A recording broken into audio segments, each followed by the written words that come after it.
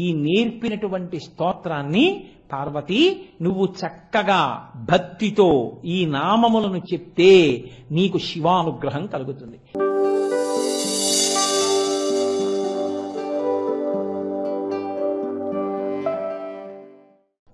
ఇక్కడ ఆంధ్రదేశంలో తక్కువ, ద్రవిడ దేశంలో శంకరనారాయణ అన్న పేరు చాలా ఎక్కువ. ప్రశ్నోత్తరమాలిక అని శంకర భగవత్పాదులు ఒకటి స్తోత్రం చేశారు. అందులో అసలు భగవంతుడెవరు అంటే శంకరనారాయణుడు అంటారు. శంకరనారాయణ ఈశ్వర తత్వం అది. కాబట్టి మీరు చూడండి, అటువంటి పరమేశ్వరుణ్ణి మనం కార్తీక మాసంలో దీపం మీదకి పిలిస్తే దామోదరం ఆవాహయామి, దామోదరుణ్ణి పిలుస్తున్నాను అంటాం. ఏమి దామోదర అన్న నామంతోనే ఎందుకు పిలవాలి? విష్ణువుని ఇంకా చాలా పేర్లు ఉన్నాయిగా. విశ్వం విష్ణుర్వషట్కారో భూత భవ్య భవత్ప్రభు భూతమృద్భావో భూతాత్మా భూతభావన, చాలా పేర్లున్నాయి. అన్నీ వదిలి దామోదర ఎందుకు?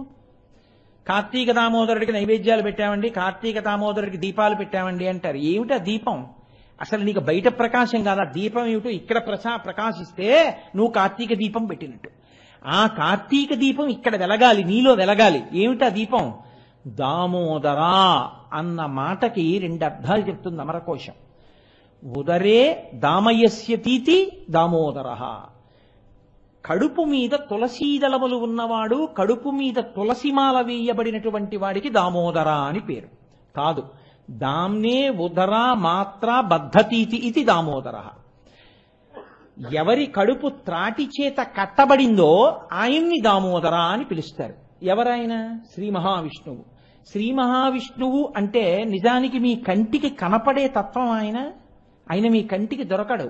ఇంతంతైవటుడు ఇంతయై మరుయుతానింతయ్య భో వీధిపై అంతై చంద్రుని ఇంతంతైవటుడు ఇంతయై మరుయుతానింతయ్య భో వీధిపై అంతై చంద్రునకంతయై అభో ప్రభారాశిపై అంతై ధ్రువమండలముపై అంతై అంటూ పెరిగిపోయినటువంటి విష్ణువు హరిమయము విశ్వమంతయు, హరి విశ్వమయుండు. హరిమయము కాని ద్రవ్యము పరమాణువు లేదు వంశపావన వింటే అంటాడు భాగవతంలో శుకమహర్షి. అసలు ఆయన కానిది, ఆయన లేనిది ఈ లోకంలో లేదు. అంతా హరిమయమే. అయినా హరి కనపడుతున్నాడా? కనపడడు. ఆయన కనపడకుండా మిగిలినవన్నీ కనపడుతుంటాయి. పైగా ఆయన లేనిదేది? అంతా నిండిపోతాడు ఆయన. రవిబింబంబుపమింప పాత్రమగు ఛత్రమై శిరోరత్నమై శ్రవణాలంకృతయై గళాభరణమై సవర్ణ కేయూరమై చెవిమత్కంకణమై కటిస్థలి ముదంచఘంటయై నూపుర ప్రవరంబై పదపీఠమై వటుడుతా బ్రహ్మాండమున్ నిండుచోన్ అంటారు పోతన గారు. బ్రహ్మాండమంతా నిండిపోయేటట్టు పెరగగలిగినవాడు. అత్యతిష్ట దశాంగుళం. ఈ బ్రహ్మాండమంతా నిండి నిబిడీకృతమైపోయినటువంటి వాడు.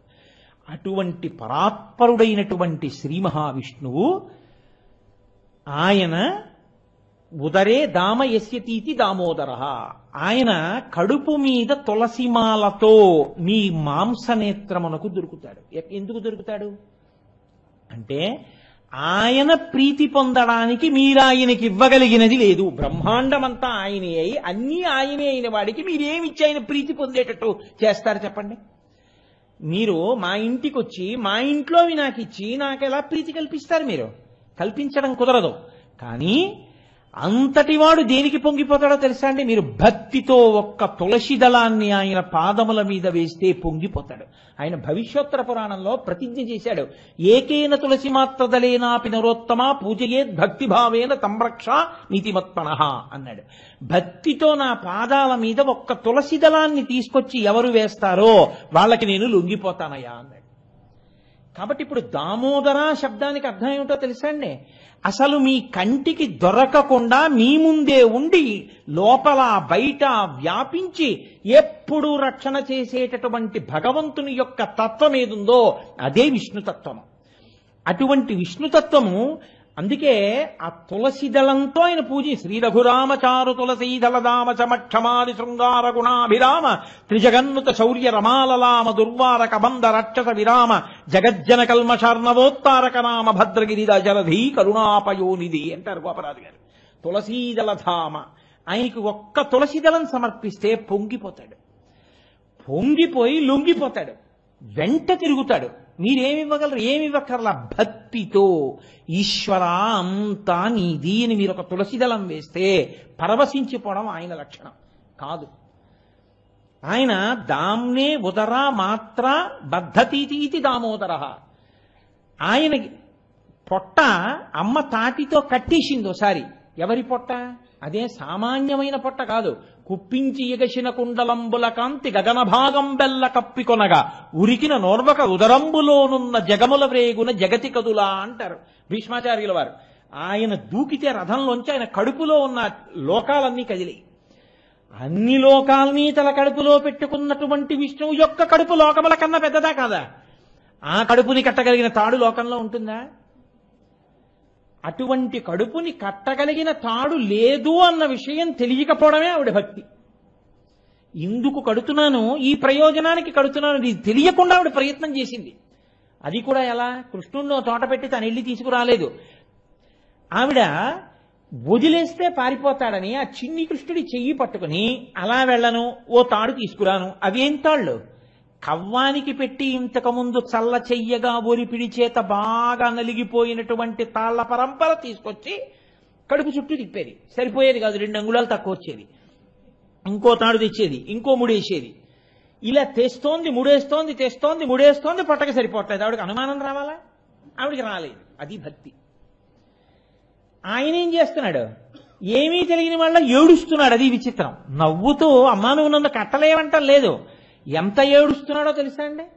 స్తంభాదికంబులు తనకు వడ్డంబైన అట్టట్టునని పట్టువానివి ఈ తప్పు సైరింపు జింక దొంగిలబోదు నేనని ములిముట్ట నెచ్చువాని కాటుక నెరయంగ కందులు నులుముచూ వెడలు కన్నీటితో వగచువాని ఏదెసవచ్చునో ఇదియని పలుమార్లు చురుగుచు క్రీగంట చూచువాని గూడబారి పట్టుకుని వెరపుచు చిన్ని వెన్న దొంగ చిక్కెననుచు కొట్ట చేతులాడక పూబోడి కరుణతోడ బాలు కట్టదలచే. ఏడుస్తూ కంటిలో ఉన్నటువంటి కాటుకంతా ఇలా బుగ్గల మీద కారిపోయేటట్టుగా దొంగేడు పేడుస్తూ భయం నటిస్తూ అమ్మా వెన్న దొంగతనం చేయనమ్మా, నన్ను వదిలేయమ్మా అని ఏడుస్తున్న కృష్ణుణ్ణి చేత్తో పట్టుకుని తజ్జనిని లోగిటంగల రజ్జు పరంపరల శిశు కట్టం ఆ బొజ్జ తిరిగి రాదయ్య జగజ్జాలములున్న బొజ్జ కట్టంతరమే అంటారు పోతన గారు. ఆ కవ్వానికి కట్టిన తాడు ముక్కలన్నీ తీసుకొచ్చి 2 ముడిలేసి ఆయన పొట్ట చుట్టూ తిప్పుతుంటే సరిపోవట్లేదు, 2 అంగుళాలు తక్కువ వస్తోంది.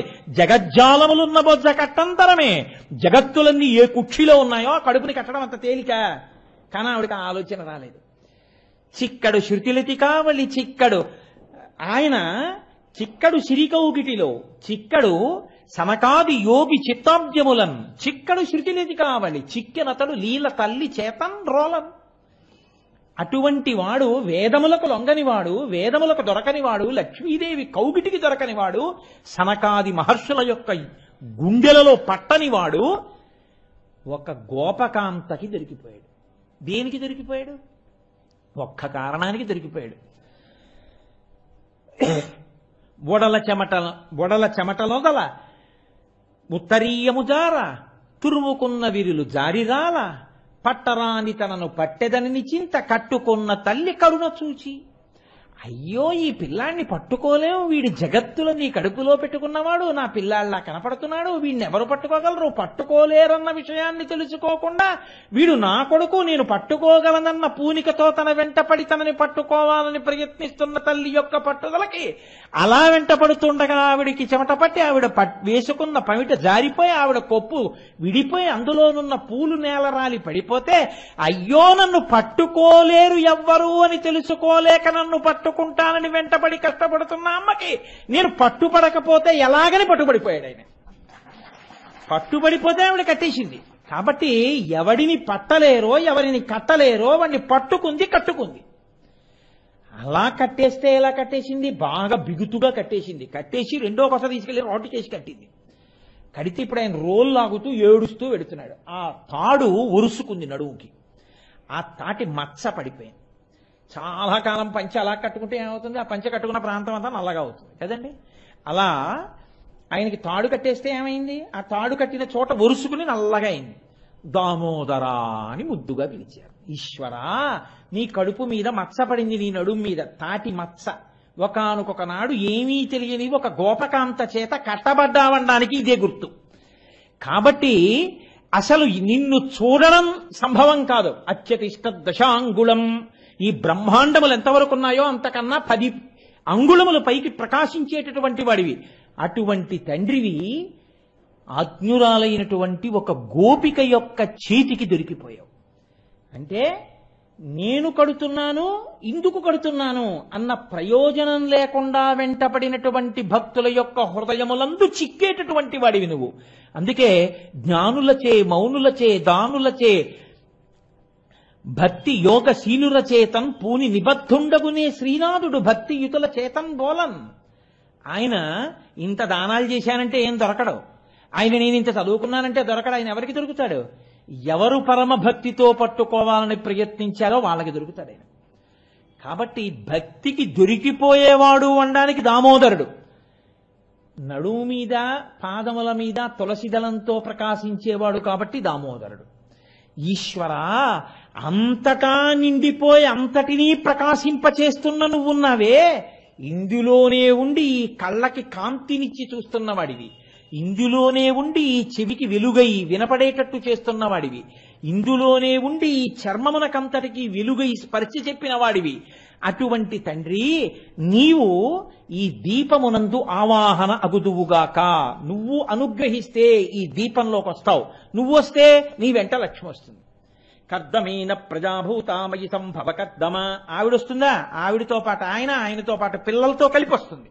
వచ్చి ఆవిడ ప్రవేశిస్తుంది. నువ్వు మా ఇంట్లో ఉంటే ఇంకేం కావాలి? కాబట్టి కార్తీక దామోదరా దీపమునందు ప్రవేశించు. దామోదరం ఆవాహయామి అంటే భక్తికి లొంగిపోతాడన్న విషయాన్ని మీరు పూనికతో మీ మనసులో పట్టుకున్నారనడానికి గుర్తు మీ ఇంట వెలుగుతున్న దీపం కాదు. ఉమా సహిత త్రయంబకమావాహయామి. మీరు తత్వాన్ని జాగ్రత్తగా పరిశీలనం చేయండి. త్రయంబకుడు అన్న మాటకు అర్థం ఏమిటో తెలుసా అండి? లోకానాం త్రయాణం, ఈ లోకములు మూడు లోకములకు కూడా ఎవరు అంబకః, ఎవరు తండ్రిగా, పిత, ఆయన తండ్రిగా ప్రకాశిస్తూ ఉంటాడో, ఈ మూడు లోకములలో ఉన్న సమస్త జీవరాశులకి తల్లి తండ్రి కూడా అయి ఉన్నాడో ఆయనకి త్రయంబకుడని పేరు అమరకోశంలో. తండ్రికి ఉన్న లక్షణం ఏమిటో తెలుసా అండి? మీ సుఖాన్ని చూస్తే పొంగిపోవడం, మీకు ఆపదొస్తే కరిగిపోవడం. మీరు జాగ్రత్తగా గమనించండి. మిగిలిన వాళ్ళు మీ సుఖాల్లో స్థానాన్ని అడుగుతారు. భార్య, ఆయన సుఖంలో ఆవిడికి స్థానం ఉంటుంది. ఏదో అన్నయ్య ఆస్తిలో వాటా ఉంటుంది, తమ్ముడు ఆస్తిలో వాటా ఉంటుంది, చెల్లెలు ఎంత కాదన్నా అన్నకి చెల్లెలకి మధ్య కూడా ఇచ్చుకోవడాలు పుచ్చుకోవడాలు, ఎవరి ఆస్తులు వాళ్ళవి, ఎవరి గొడవలు వాళ్ళవి, ఎవరి కుటుంబాలు వాళ్ళవి ఉంటాయి. ఒక్క తండ్రి మాత్రం కొడుకు పొందిన సుఖములలో నాకు స్థానము కావాలని అడగడు. అన్నీ కొడుక్కిచ్చి కొడుకు సుఖాన్ని చూసి తాను సుఖపడతాడు. ఆయన రిటైర్ అయిపోవలసిన అవసరం ఆయనకి లేదు. ఆయన ఇంకా ఓపిక ఉంది, ఉద్యోగం చేయగలడు.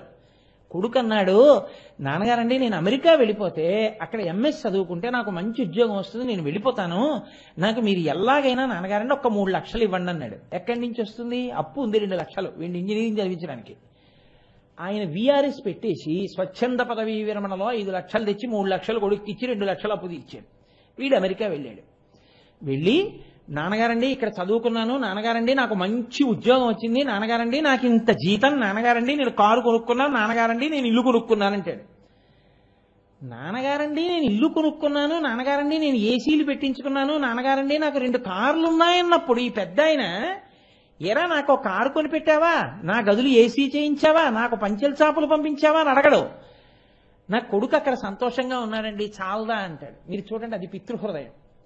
వాడు నా దగ్గర లేడు కదండి, ఇక్కడ ఉంటే నాకు ఎంత సంతోషంగా ఉండునండి అండవు. తన పక్కన లేడే కొడుకు, తన పక్కన కొడుకుంటే కాఫీ గుండ కావాలంటే తను వెళ్ళక్కర్లేదు, కొడుకు వెళ్ళి తెచ్చిపెట్టి ఉండేవాడు. తలుపు చప్పుడైతే తను లేచి వెళ్ళి తలుపు తెరవక్కర్లేదు, కొడుకు వెళ్ళి తలుపు తీసి ఉండేవాడు. అంత పెద్ద వయసులో అన్ని తను ఎందుకు చేసుకుంటున్నాడు?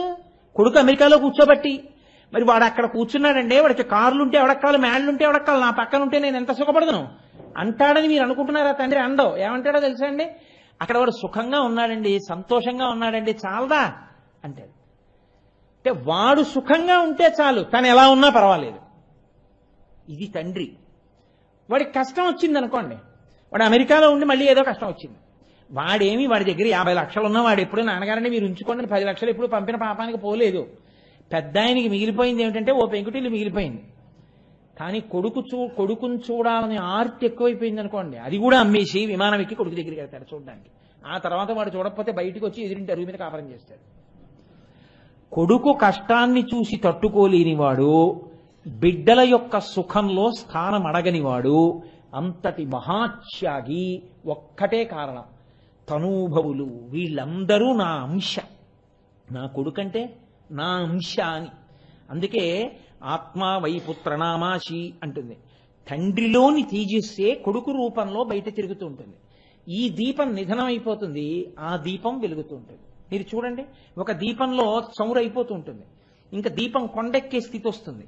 ఈ దీపాన్ని తెచ్చి ఆ దీపంలో వెలిగిస్తారు, ఆ దీపం వెలుగుతూ ఉంటుంది. ఆ దీపం వంక చూస్తూ నేను దీన్ని వెలిగించానని ఈ దీపం నిధనం అయిపోతుంది. నిధనమైపోయే దీపం తండ్రి, ప్రకాశిస్తున్న తైలపూర్ణమైనటువంటి ప్రమిదలోని దీపం కొడుకు. రెండిటికి అభేదం. భారతం మహాతల్లి అదితి దితి కశ్యపుల మధ్య సంవాదంలో ఈ చర్చ వస్తుంది. నేను అందులోంచి తీసి మీకు చెప్తున్నది. కాబట్టి కష్టంలో పాలు పంచుకుంటాడు మీరు అడగకపోయినా పరిగెత్తుకొచ్చి, సుఖంలో స్థానం అడగడు.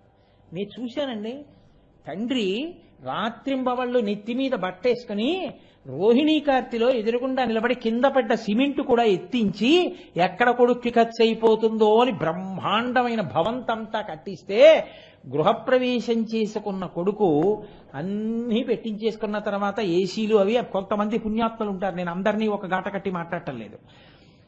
నాన్నగారు ఇంటికి వస్తున్నారు అంటే, నాన్నగారు వస్తున్నారు, నాన్నగారి కంట అన్నీ పడిపోతే ఇంత సంపాదించాడు కొడుకని ఏమైనా మళ్ళీ రేపొద్దున చెల్లెలికో అక్కకో తమ్ముడికో ఇమ్మంటాడేమోనని తండ్రి గారికి కనపడకుండా కొన్ని గదులు తాళం వేసిన కొడుకులు నాకు తెలుసు. కానీ తండ్రి చిన్నపుచ్చుకోడు. అది తండ్రితనం. లోకంలో ఒక్క బిడ్డని కన్న తండ్రికి, నలుగురు బిడ్డల్ని కన్న తండ్రికే ఇంత త్యాగబుద్ధి తనంత తానుగా వచ్చేసింది. అసలు తండ్రికి జీవితంలో ఉండేటటువంటి అత్యంత సుఖం ఏమిటో చెప్పనా అండి? పైకి చెప్పుకోకపోవచ్చు, కానీ చాలా మంది ఐశ్వర్యములలోకెల్లా ఐశ్వర్యము పుత్రగాత్ర పరిష్వంగము. కొడుకుని కౌగిలించుకున్నప్పుడు తండ్రి పొందేటటువంటి ఆనందంలోట మీరు ఎన్ని తీసుకొచ్చి ఇవ్వండి, తండ్రికి ఐశ్వర్యము కాదు. అందుకే తండ్రి ఐశ్వర్యమునకు పరాకాష్ఠ ఏమిటంటే, ఒక చూరు కింద తండ్రి కొడుకు ఉండడం. ఈయన ప్రాణోత్క్రమణం అయిపోతుంటే ఆ కొడుకు వచ్చి ఒళ్ళో తల పెట్టుకుని నాన్నగారి యొక్క గుండెల మీద రాస్తుండగా కొడుకు వంక చూస్తూ ప్రాణం వదిలిపెట్టడం. ఆ కొడుకు తండ్రి కలిపి అన్నం తినడం. నాన్నగారు పడుకుంటే కొడుకు కాళ్ళు పట్టి నాన్నగారండి పడుకున్నారా అని ఏవో చిన్ననాటి కబుర్లు, నాన్నగారండి మీకు గుర్తుందా చిన్నప్పుడు మీరు అలా అనేవారని పక్కపక్క నవ్వి వెళ్ళి కొడుకు పడుకున్నాడు అనుకోండి, తండ్రికి గాఢ నిద్ర పట్టేస్తుంది. లేకపోతే వాడిని తలుచుకుంటూ ఈ నిద్రపోని రాత్రులు ఎన్ని ఉంటాయో. మరి ఎందుకు అడగడు? నువ్వు రా నాతో ఉండని ఎందుకు అడగడు? పోన్లిద్దరు ఏదో వాడు సుఖంగా ఉన్నాడు, ఏదో మా కోడలకి అంత పెద్ద సఖ్యత లేదు అని సర్దుకుంటారు కొంతమంది. వాడేదో ఐశ్వర్యానికి వెంపర్లాడుతున్నాడు సర్దుకుంటారు కొంతమంది. అంతేగాని బయటికి వచ్చి నాకు ఈ సుఖం పోయిందండి, వాడు అలా ఉండకుండా ఉండవలసింది అన్న తండ్రిని నాకు చూపించండి అన్నాడు తండ్రి. ఇది తండ్రితనం. ఉమా సహిత త్రయంబకమావాహయామి. తండ్రే ఇలా ఉంటే ఇక తల్లి ఎలా ఉంటుందండి? లోకములను కన్న తల్లి మా అమ్మ జగదంబ పార్వతీదేవి. వాగర్ధావివ సంపృక్తౌ వాగర్ధ ప్రతిపత్తయే జగత పితరౌ వందే పార్వతీ పరమేశ్వరౌ. ఈశ్వర, నేను సుఖములలో ఉన్నప్పుడు నిన్ను పిలిచానో పిలవలేదో? కార్తీక మాసం కదూ, బయట ప్రమాదకరమైనటువంటి వాతావరణం నడిచే కాలం కదూ. కాబట్టి నువ్వు ఉన్నావో శివుడవు, నువ్వు ఉన్న చోట మంగళం తప్ప అమంగళం ఉండదు. శివ అంటేనే మంగళం. కాబట్టి శంకరా, నువ్వేం చేస్తావో తెలుసా? అమ్మతో కలిసి వచ్చి ఈ దీపంలో నిల్చో. కాబట్టి సులభుడుగా లొంగే వాళ్ళు ఎవరంటే తండ్రితనం ఉన్నవాడు, దామోదరుడిగా ఉన్నవాడు. అది మీరు విష్ణువుని దామోదరుడనండి, పరమశివుణ్ణి త్రయంబకుడనండి, ఏ పేరుతో పిలవండి, ఆ రెండు సౌలభ్యం మీకు లొంగేటటువంటి పేర్లు. అందుకని దీపం పెడతారు. అంతేకాని దీపం పెట్టి దీపాన్ని వదిలేయమని కాదు. దీపం పెట్టి అక్షతలు వేసి చెప్పాలి, త్రయంబకమావాహయామి లేదా దామోదరమావాహయామి అని చెప్పాలి. కాబట్టి శివకేశవులు రెండు కాదు, ఒక్కటే. ఒక్క మాట చెప్పి ఇవాళ ఉపన్యాసాన్ని పూర్తి చేస్తాను. కాబట్టి మనకి లోకంలో చూడండి, ఎక్కడైనా ఏదైనా భోజనాలు చేస్తున్నారనుకోండి, నమ పార్వతీపతయే హర హర మహాదేవ అన్నాను అనుకోండి, ఏమంటారు మీ అందరూ? హర హర మహాదేవ నమ పార్వతీపతయే అన్నాను అనుకోండి, హర హర మహాదేవ అంటారు. హర హర హర హర అంటారు చిందేస్తే.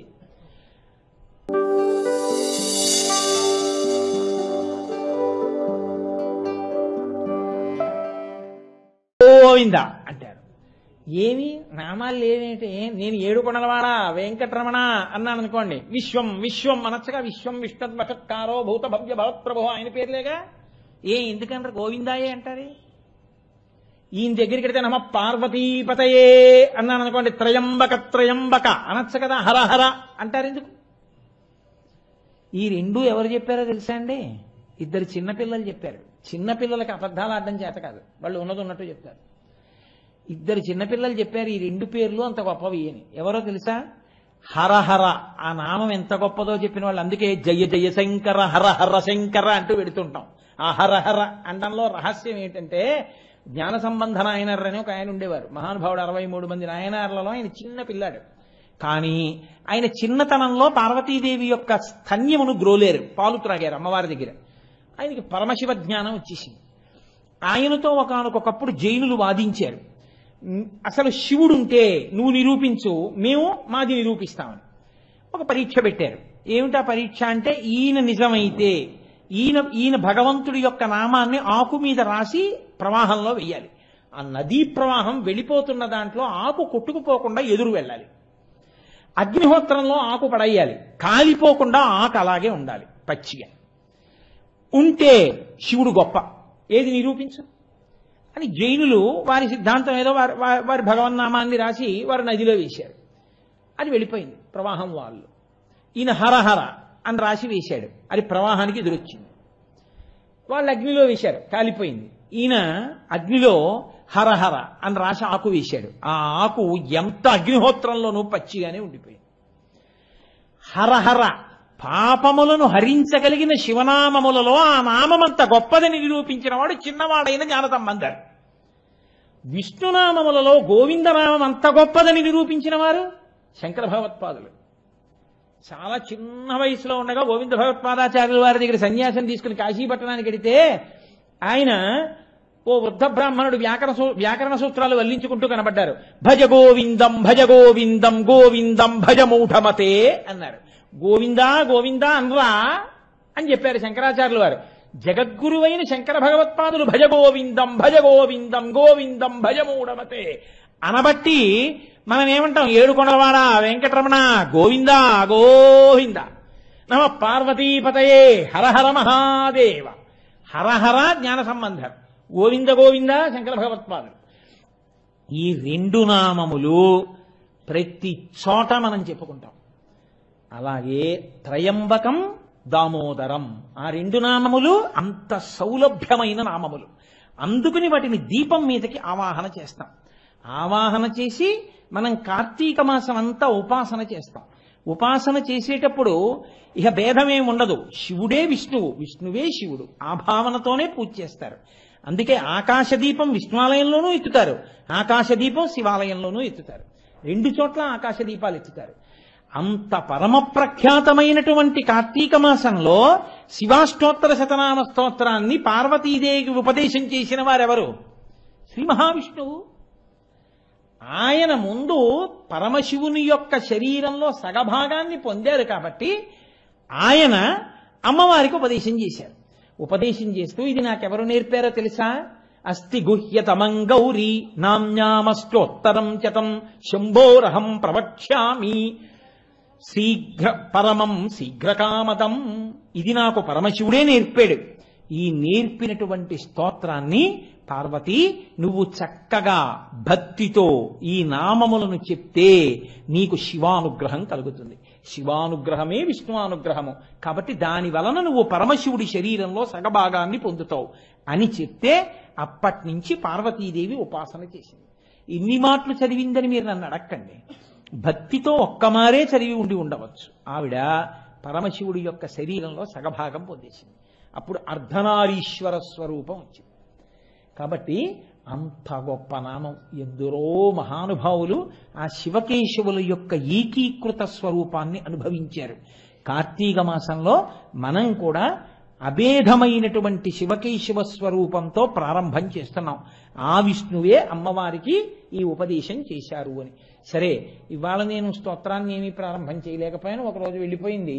అయినా మీరేం బెంగ పెట్టుకోకండి, 108 నామాలు అవుతాయి. కాబట్టి ఆ శివో రేపటి రోజున నేను శివ అన్న నామంతో ప్రారంభం చేస్తాను. రేపు మీరు ఆ నామముల యొక్క వైభవాన్ని విందురుగాని. కానీ రేపటి నుంచి మనం ఒక పని చేసి ప్రారంభం చేద్దాం. అత్యంత ప్రాముఖ్యమైనటువంటి నెల ప్రదోష వేళ ఎంతో పవిత్రం. కార్తీక మాసంలో అటువంటి ప్రదోష వేళలో కలుసుకుని నేను చెప్పడం మీరు వినడం చాలా మంచిదే, నేను కాదన్నాను. కానీ కేవలం నేను చెప్పడం మీరు వినడం కాదు, నేను చెప్పడం ప్రారంభించడానికి ముందే మీరు నేను కలిసి శివాస్తోత్ర శతనామ స్తోత్రాన్ని చదువుదాం. చదవడానికి ఒక 8 నిమిషాలు పడుతుంది. కానీ ప్రదోష వేళలో అందరం కలిసి శివస్తోత్రాన్ని చెప్పి ఉపన్యాసం చెప్పుకోవడం జరుగుతుంది. ఇవాళ మీ దగ్గర కాగితాలు లేవు, బహుశా ఈశ్వరుడు అనుగ్రహిస్తే అయ్యప్ప స్వామి గుళ్ళో ఒకసారి ఇది ముద్రణ వేసి అందరికీ పంచాం. అవి ఉన్నవాళ్లు తెచ్చుకోండి. మీ దగ్గర ఎక్కువ కాపీలుంటే లేని వాళ్ళకి తెచ్చి ఇవ్వండి. లేని వాళ్ళు ఉంటే వాళ్ళ దగ్గర తీసుకుని జెరాక్సులు చేసుకోండి. నేను ఈ స్తోత్రం చెప్తాను, మీ అందరూ కూడా ఇవాళ చెప్పండి. ప్రారంభ దినం కార్తీక మాసం, అందున సోమవారం. మీకు ఎక్కడో అక్కడ నేను ఉపన్యాసాల్లో అసలు కార్తీక సోమవార వైశిష్ట్యమేమి, ఆకాశ దీపం అంటే ఏమిటి, ఏ ఏ తిథుల యొక్క గొప్పతనం ఏమిటి, నాగుల చవితి రాబోతోంది, అసలు నాగుల చవితి గొప్పతనం ఏమిటి, నాగుల చవితి నాడు చెయ్యవలసిన ప్రార్థన ఏమిటి, అలాంటివన్నీ నేను ప్రతి తిథి ముందు చెప్తూ వస్తాను.